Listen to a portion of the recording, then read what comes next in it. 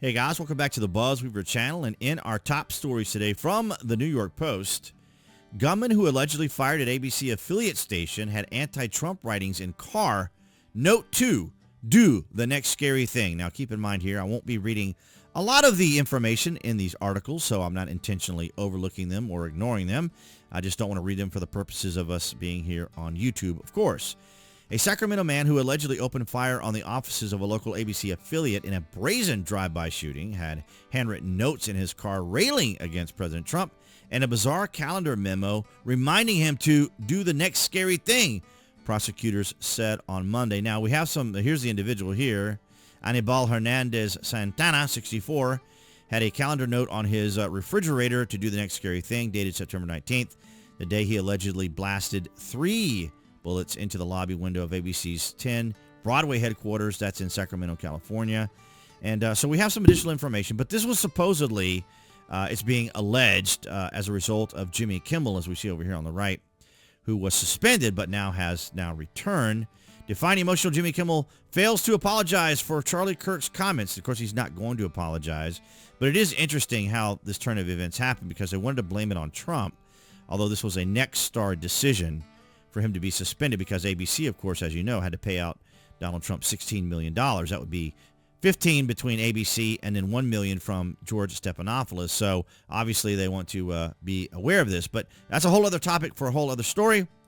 And now we see here in an updated article here, anti-Trump ABC shooter target Kash, Patel, and Pam Bondi, the Department of Justice said. So he was not only just pursuing Donald Trump, but Pam Bondi as well. And this is what we have talked about here, from the rhetoric from the Democrats and from the left, of course, as we have always mentioned, where they continually say that Trump is a threat to democracy. We saw that from Joe Biden himself. We've seen that, or I've shared that clip and or video, and as well as post from Joe Biden saying these things. So it comes as no surprise, right? So the anti-Trump gunman who fired several shots at California's ABC station left a handwritten note, as we just read earlier. He was targeting several other members of the President Donald Trump's administration, including Attorney General Pam Bondi, FBI Director Kash Patel, and FBI Deputy Director Don Bongino. Now, we're going to listen to some of this now.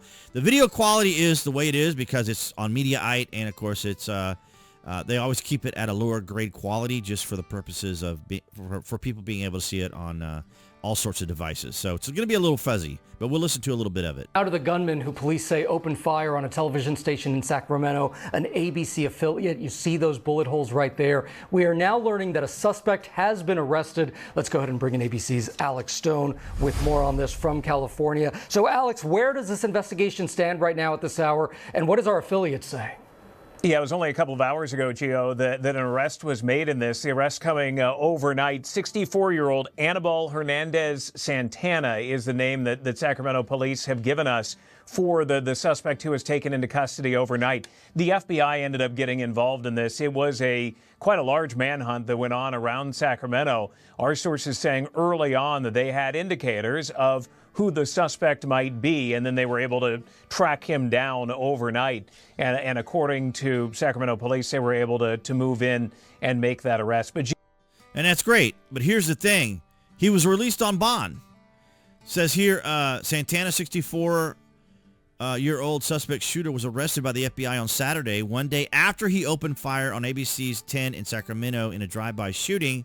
Hernandez Santana was arrested by the FBI just hours after he posted a $200,000 bail earlier on Saturday after local police arrested him and charged him with several crimes, including assault with a deadly weapon. And they let him out on bond. It's absolutely extraordinary. The Justice Department on Monday said it found a note in Hernandez Santana's car, as we read earlier, and they were going after individuals there in the in the Trump administration, of course. And but it's fascinating. But see, this is continuing because we see this from Mediaite here with Scott Jennings from CNN. Scott Jennings forwards Keith Olbermann's threat to the FBI after former MSNBC host warns he's next, and that was referring to Keith Olbermann, as Scott Jennings is on CNN. So CNN senior political contributor Scott Jennings brought one of Keith Olbermann's social media posts to the attention of the FBI on Monday after Olbermann warned him, "You're next, mother effer," in a since-deleted thread. You're next, mother effer, as he says here, but keep mugging the camera, wrote Olbermann, according to town hall columnist Dustin Grage, who captured a screenshot of the since deleted post. And then we have here Scott Jennings, of course, and then of course you can see some of the information that I won't read out loud for obvious reasons here from Keith Olbermann. And so this anger and hostility continues from the left, and I'm seeing more of it here on X too as well. Not as much as, say, when it was originally Twitter, but it's still out there. I think the hostility, the anger, the frustration, the irritation, all that is still out here. And we see this from Eric Doherty now.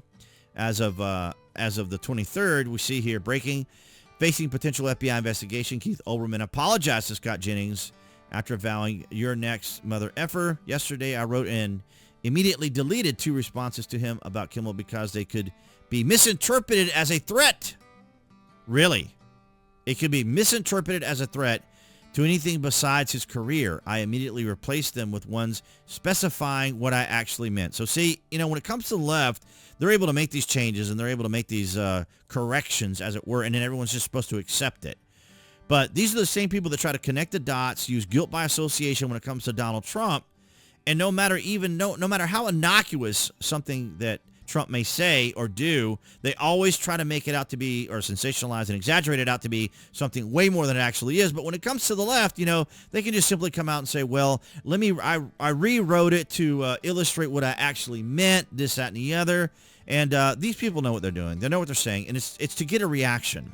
They want to get that immediate reaction because they know once the people learn the truth, the effect and the impact would have already happened that they wanted. It's absolutely despicable. And in addition to that, we're seeing more of this where witnesses say New Hampshire Country Club shooter yelled "Free Palestine" during wedding violence. So we have this that happened also. A shooter who killed a man and wounded 2 other adults during a wedding at a New Hampshire country club on Saturday yelled "Free Palestine" as the chaos unfolded, a witness told the Associated Press. So we have, this article here out of Massachusetts, and I don't want to connect dots here either or make a guilt by association comments, but the level of anger and frustration that we're seeing from the left is very palpable, right? It's out there. You can see it. It's going on. And we know we're seeing it across the board here, especially from the left, people in the media, and, of course, from Democrats, of course, as I've just covered here in yesterday's recording when it came to Gavin Newsom and using masks, and then, of course, the guilty verdict of Ryan Roth there in the situation with Donald Trump. So the left and the Democrats are facing an uphill battle when it comes to many of these things, of course, with Charlie Kirk as well. And so this continuing back and forth is going on. The latest victim here is Scott Jennings. But, of course, we also saw from this particular person, Mr. Hernandez, that the Attorney General and Kash Patel were also targets, including the director, Dan Bongino. So it's very interesting how things are unfolding and how the anger and the frustration is building among the left. Well, we almost made it through the recording using NVIDIA. Now I had to jump over here to OBS, but we were closing it all out. So I do want to thank all of you guys across New Tech, that's BitChute, Rumble, and Odyssey, for your guys' continued support. And, of course, everyone here on YouTube. You guys have been amazing. Below this video, you can find the various social media links that I belong to, of course, to include X, where you can follow me and see my daily posts.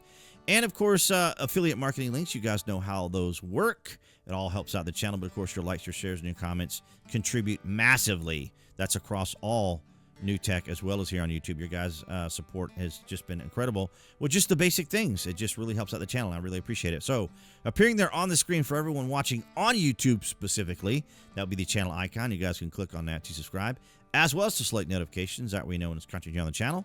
And I'll see all you guys in the next video.